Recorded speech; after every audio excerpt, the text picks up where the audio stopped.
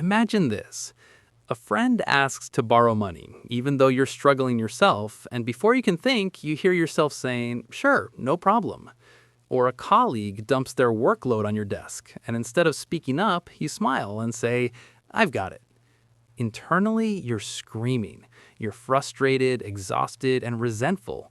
But externally, you're the nice guy or the helpful girl. Why? Why is it that for some of us, betraying our own needs feels easier than saying a simple no to someone else? The answer reveals a lot about human psychology. Today, we're diving into the dark side of kindness. It's called people pleasing, and it's not just a personality trait, it's a sophisticated survival mechanism wired into your brain. The tribal survivalist. Anthropologists have found something fascinating about our ancestors. In a tribal setting, being rejected by the group was a death sentence. You couldn't survive the wild alone. Because of this, our brains evolved to view social harmony as safety and conflict as danger. If you find yourself constantly trying to make everyone happy, your amygdala, the brain's fear center, is likely overactive. It's sending a primal signal. If you upset them, you'll be cast out. You aren't just being polite. Your biological instincts are trying to protect you from social extinction. We no longer live in caves, but your brain is still playing by those ancient high-stakes rules. The identity trap. For the second group, no isn't just a word, it's a threat to their identity. Psychologists call this cognitive dissonance. These individuals have built their entire self-worth on being the giver, the fixer, or the reliable one. In their minds, the equation is simple. My value equals how much I do for others. If they say no, that equation breaks. They feel an intense wave of guilt because they've tied their morality to their self-sacrifice.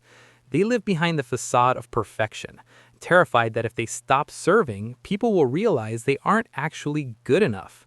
They aren't helping because they want to. They're helping because they're afraid of what happens to their ego if they stop. The illusion of control. This one is the most surprising. We often think of people pleasers as weak or submissive, but in reality, for some, it's a form of hidden control. By anticipating everyone's needs and making sure everyone is happy, they are trying to control how the world perceives them. It's a preemptive strike against criticism. If I am perfect, no one can judge me.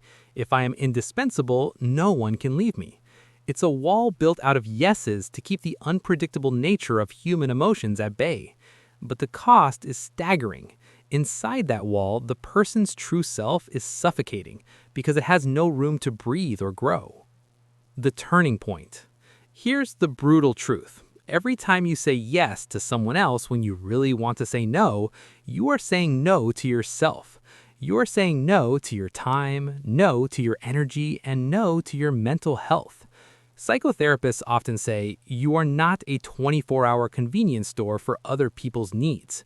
If you see yourself in these descriptions, you aren't broken. You've just been trained to ignore your own boundaries. Real connection doesn't come from being a doormat. It comes from being a person with limits. The people who truly value you will respect your no.